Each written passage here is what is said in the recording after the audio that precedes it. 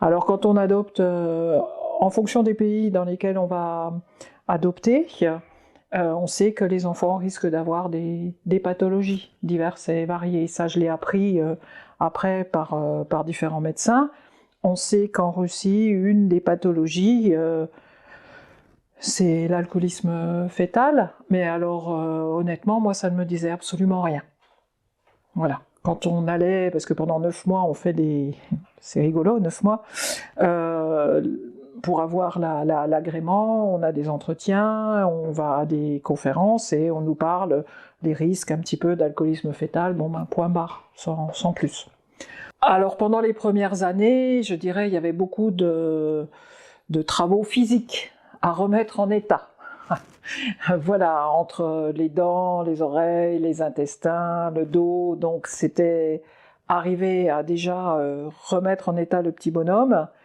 Et puis tout ce qui était un peu difficulté qu'on aurait pu dire psychologique ou relationnel, à chaque fois que je commençais un petit peu à m'interroger, à en parler, on me disait « Oh bah oui, c'est l'adoption, c'est l'adoption ». Je disais « Mais j'étais mère adoptive, pof, c'est l'adoption ». Voilà. Donc il est entré tout de suite en deuxième section de maternelle, et il a fait une scolarité normale jusqu'au CM2, mais avec des difficultés de mémoire, des difficultés d'attention, un petit peu de comportement. Donc j'avais plus ou moins de l'écoute ou pas. C'est vrai qu'on a eu la chance, Pierre et moi, dans CM1, CM2, d'avoir une maîtresse qui sentait qu'il y avait quelque chose, qui a voulu vraiment le préparer pour la 6e, donc elle l'a pris en classe dédoublée, il était en petit groupe, mais comme il y avait quand même des difficultés d'ordre relationnel et psychologique, ben, j'ai commencé à me poser des questions. Donc là, ça a été le grand vide, c'est-à-dire qu'il n'y a personne. Il n'y a personne. Voilà, donc on a eu recours très tôt à des psychiatres qui n'ont servi strictement à rien, puisque Pierre me disait ben, « je comprends pas ce qu'il veut, le monsieur, je lui dis rien ». Donc depuis l'âge de 8 ans, il y a eu psychiatre, psychologue, mais bon, voilà. Aucun ne s'est posé la bonne question. C'est ça. Aucun ne s'est posé la bonne question. Après, en 6e, il est allé en 6e petit effectif. Je pensais que ça pouvait être une solution, mais en fait, c'était un petit effectif qui accueillait surtout les enfants qui étaient dyslexiques, dysphasiques, et on n'avait pas encore diagnostiqué Pierre, parce que moi, je ne savais pas où j'en étais et tout. Donc, de fil en aiguille, j'ai fait des recherches sur Internet. J'ai regardé les problèmes des enfants adoptés en Russie, et tout ça m'a emmené à une association en Belgique. Donc, je suis allée en Belgique pour expliquer, après pas mal d'échanges par Internet. Je suis allée en Belgique, j'ai rencontré une médecin, j'ai expliqué tout ça, mais elle m'a dit « mais votre fils souffre d'alcoolisme fœtal. Voilà, il a tous les signes, tout ce que vous me donnez, c'est l'alcoolisme fœtal. » Bon, qu'est-ce qu'on fait ?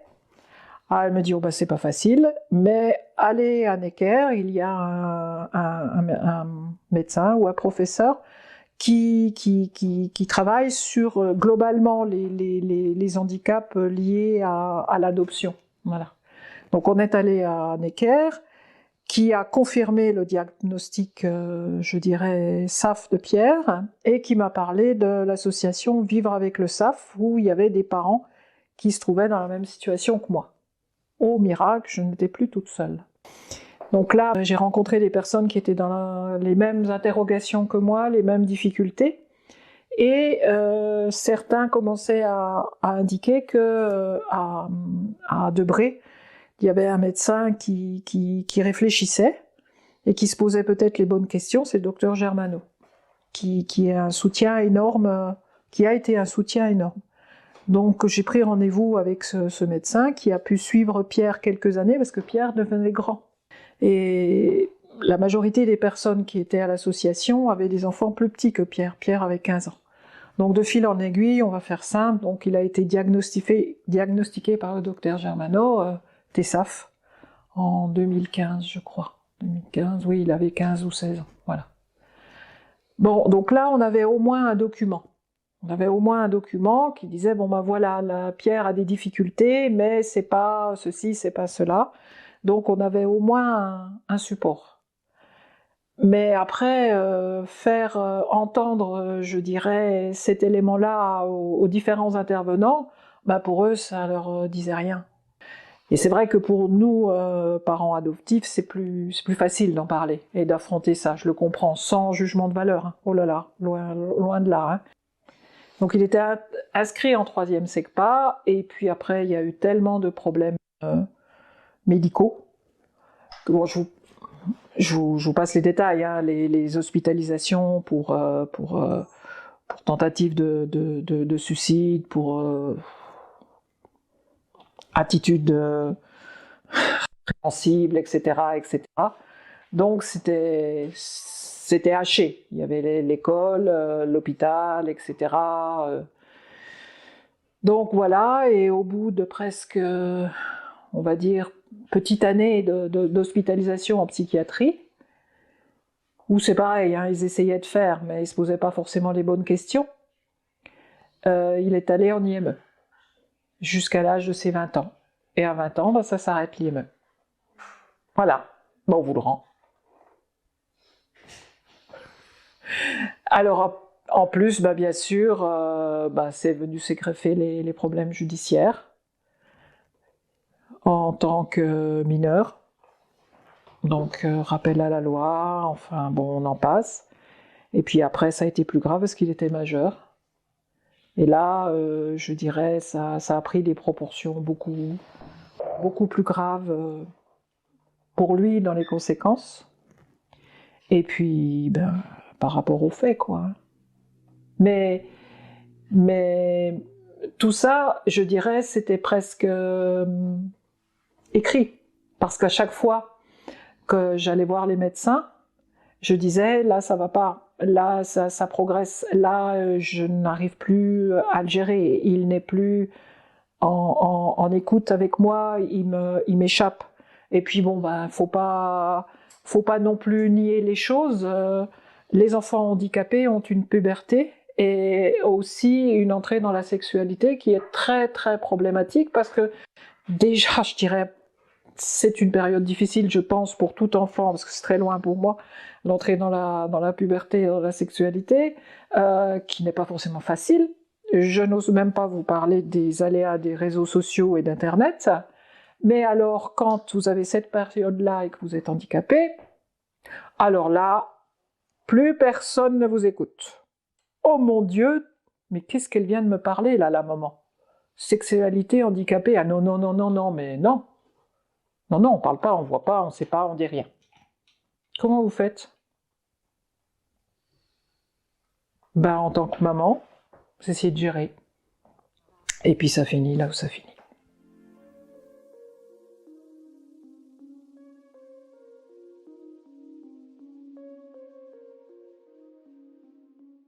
Pierre a été diagnostiqué. Alors il faut savoir que le SAF, ou le TSAF, hein, c'est le trouble du spectre de l'alcoolisme fœtal, vous ne faites pas une prise de sang et vous ne le voyez pas. Vous ne faites pas une analyse génétique et vous le trouvez. Non. C'est une analyse de plein d'éléments. Je crois qu'il y a 300 ou 400, je dirais, expressions qui peuvent, les unes après les autres, vous additionner. L'origine, un petit périmètre crânien, ceci, cela, vous vous dites, bah oui, ça corrobore, bah oui. Mais ce qu'exprime Pierre, sa pathologie, la manière de l'exprimer, ça va pas être forcément exprimé de la même manière par je dirais, un autre adolescent ou adulte touché par le SAF. Voilà, c'est multiforme. Je comprends pour les professionnels, c'est difficile, parce que bah, c'est comme pour tout, il faut du temps. C'est ça la problématique. Parce qu'il y en a qui s'y intéressent et qui voient qu'il y a quelque chose. Donc, on ne l'invente pas. La pathologie de Pierre, elle n'est pas inventée. Les difficultés qu'il a, c'est pas inventé. Malheureusement, les victimes sont là aussi. Parce qu'il ne faut pas oublier une chose, les actes de Pierre, il s'en veut, il vous l'a très bien dit, ce qu'il voulait c'est mourir, et encore maintenant il a des moments où il veut mourir, parce que par rapport à ce qu'il a fait, c'est très difficile pour lui de vivre, mais dans ces moments-là, je suis obligée de lui dire « Oui Pierre, mais tu n'es pas le seul à vivre avec ça. Il y a d'autres personnes qui ont... » Voilà. C'est tout ça qu'aurait pu, je dirais, être évité, si ils avaient fait l'effort de se poser la bonne question. Parce que comment comprenez-vous que la seule fois où j'ai eu un psychiatre, où je me suis dit « Mais mon Dieu, pince-toi, tu rêves », c'est le psychiatre de Fresnes. Quand ils m'ont appelé et m'ont dit « Madame, voilà, votre fils vient d'arriver, on va l'orienter vers le QSA », mais j'ai dit « Mais vous savez ce qu'il a ?»« Mais vous inquiétez pas, madame, on va s'en occuper, on connaît, on va le faire, on va l'aider. » C'était la première fois quand un psychiatre me disait « Vous inquiétez pas, madame, on va l'aider. » Il a fallu qu'il arrive au QSA de Fresnes. Alors s'il y a des médecins qui sont capables de vous dire ça quand vous êtes incarcéré, pourquoi ils ne sont pas capables de le faire avant ?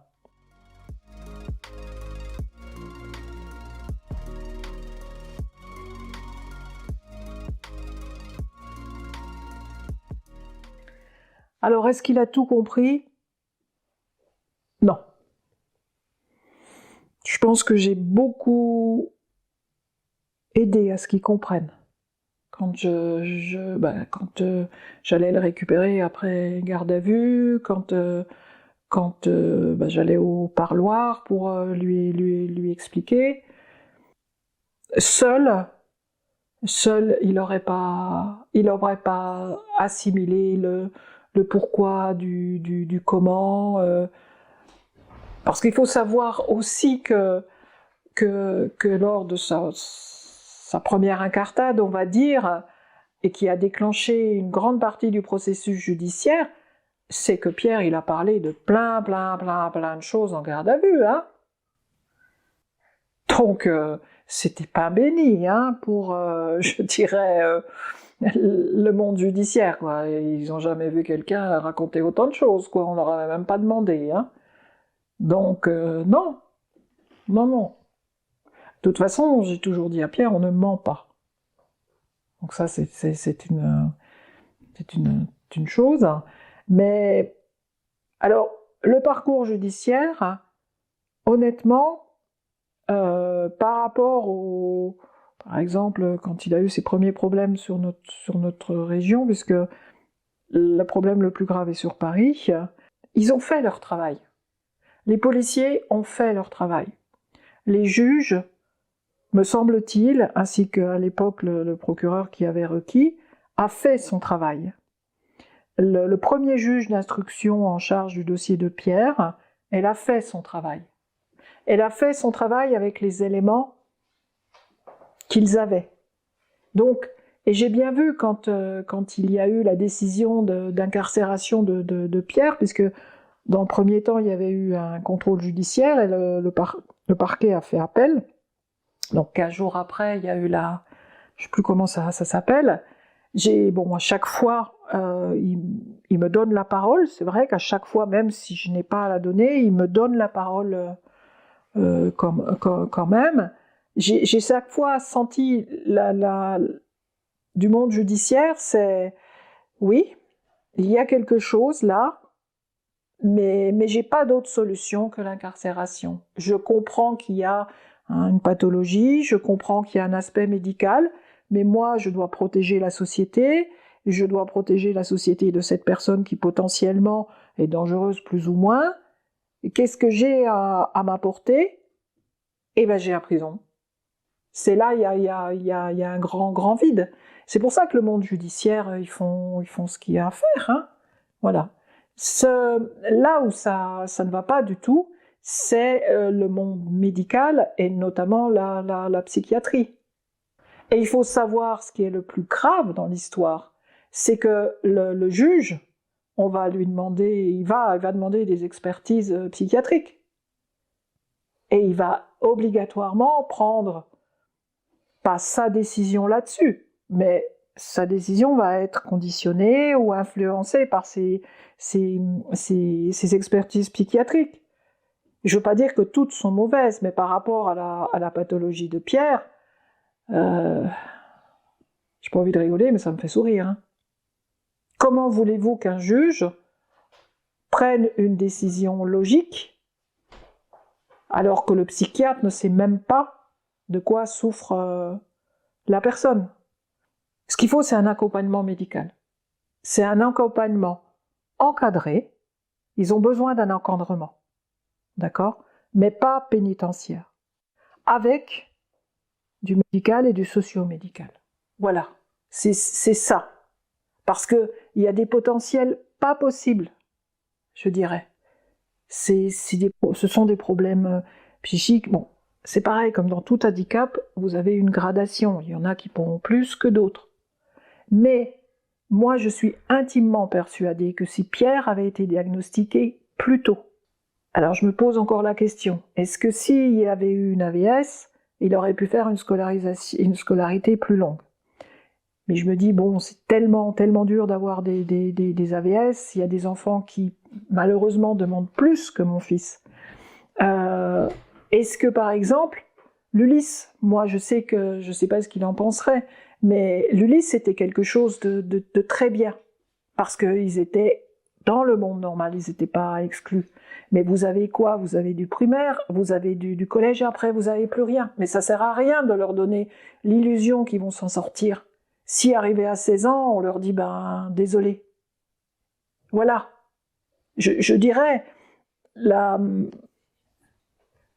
société où on est, il faut se poser la question, c'est quoi une société qui se dit développée, égalitaire, fraternelle, et qui laisse de côté les personnes qui ont un handicap, comme les personnes âgées? C'est exactement le même combat, la même chose. Vous n'êtes pas productif, vous n'êtes pas ce qu'on appelle la norme. Moi, quand j'ai fait le dossier de MDPH de Pierre, bon, il a eu la RQTH, il y a eu d'autres choses, et j'ai fait appel parce qu'il y avait un élément qu'il n'avait pas et qui me semblait important, c'est la possibilité de travailler en ESAT. Mais qu'est-ce que j'avais pas fait de demander? La réponse qu'on m'a dit, c'est « mais madame, il a la hache ». Ah ben, il a l'allocation adulte handicapé, donc qu'est-ce qui vient un peu nous embêter, quoi? La hache, je n'ai pas eu à la demander. Ça a été attribué automatiquement. C'est pas pour moi, c'est pour Pierre, d'accord? Mais c'est pas de l'argent. C'est pas de l'argent je dirais qu'il quémande. C'est une intégration. C'est une aide pour pouvoir, je dirais, être autonome et indépendant. Ne pas dépendre autant des autres. Et ils en sont capables. Comme beaucoup, je pense, de personnes en situation de handicap.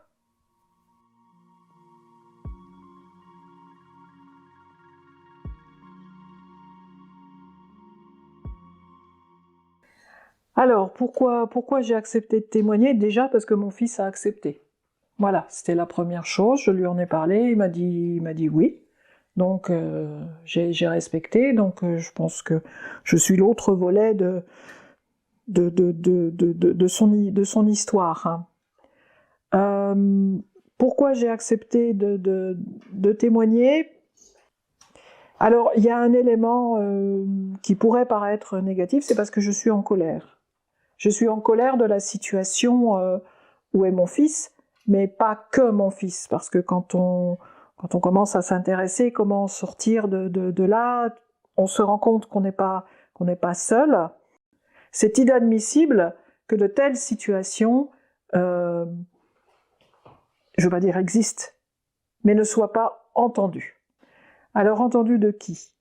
Je pense qu'en premier lieu, il y a l'éducation nationale. Après, il y a tout ce qui est services sociaux. Mais à tout cela, le SAF, ça ne dit rien du tout. Rien du tout. Ils ont mis des années à comprendre que l'autisme pouvait exister et que les autistes pouvaient être intégrés, etc. Alors le SAF, hein, alors qu'il faut savoir que le SAF, il peut être évité.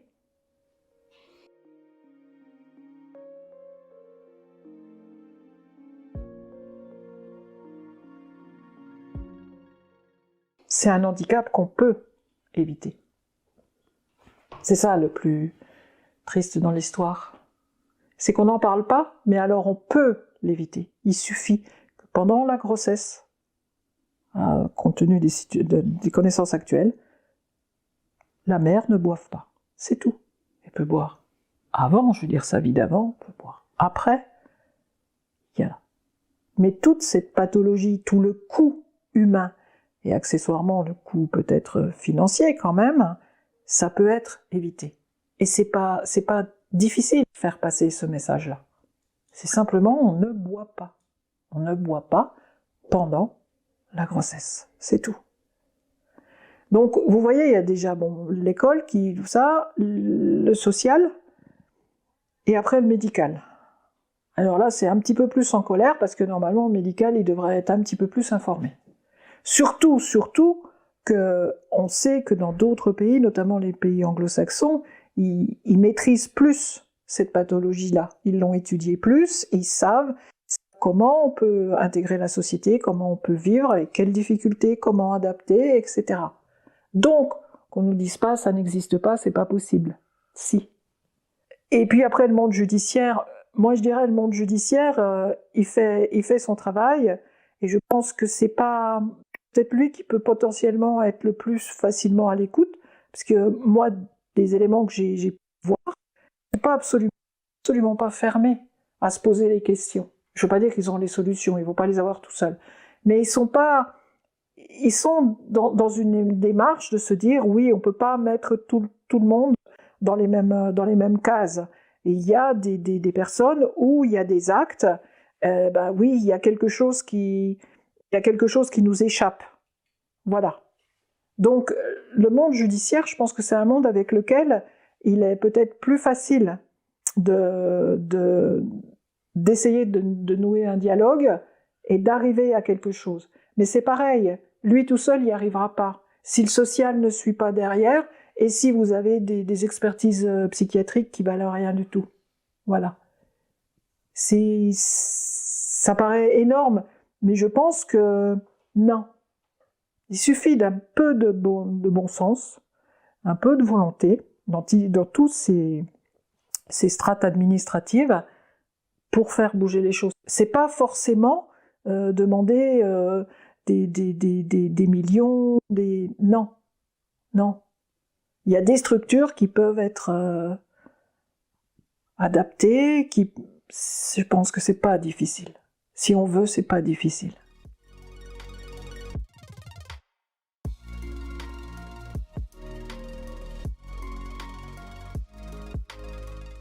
De toute façon, quand on est parent, on se bat.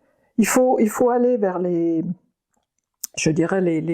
associations. Là, moi, je suis dans l'association Vivre avec le SAF. C'est vrai que ça m'a psychologiquement de savoir que je n'étais plus seule.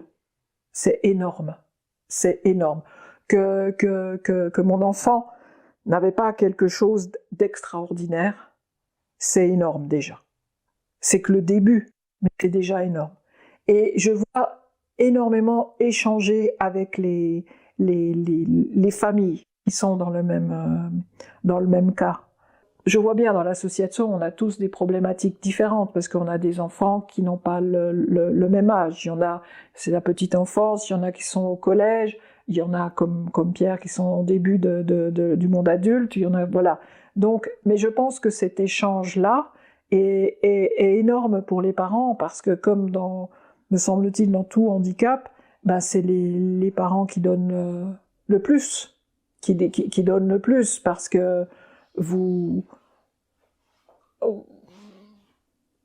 faut jamais, c'est dur à dire, mais faut pas baisser les bras, on n'est pas seul.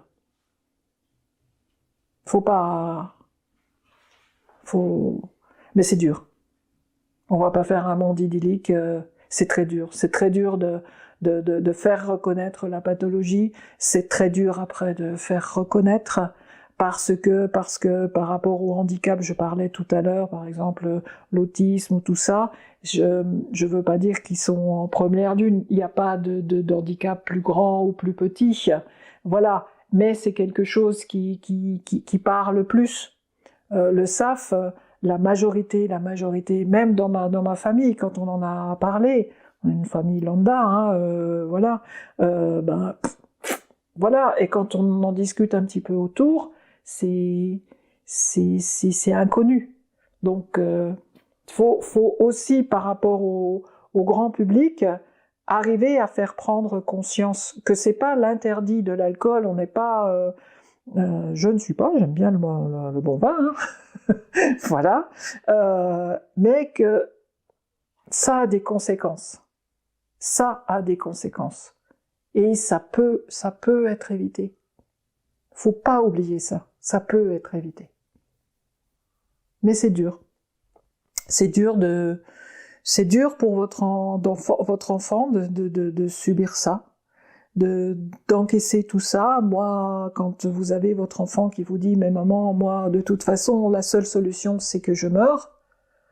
Moi, il y a des moments, je suis arrivée à me dire, mais de quel droit tu le laisses vivre? Tu le forces à vivre?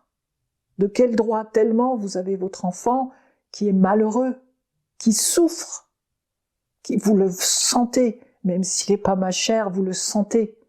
Il souffre et vous vous posez la question, vous vous dites, mais de quel droit je le force à vivre? C'est horrible. C'est horrible. Mais c'est comme ça. Donc faut faire face. Et se battre. Toujours. Toujours.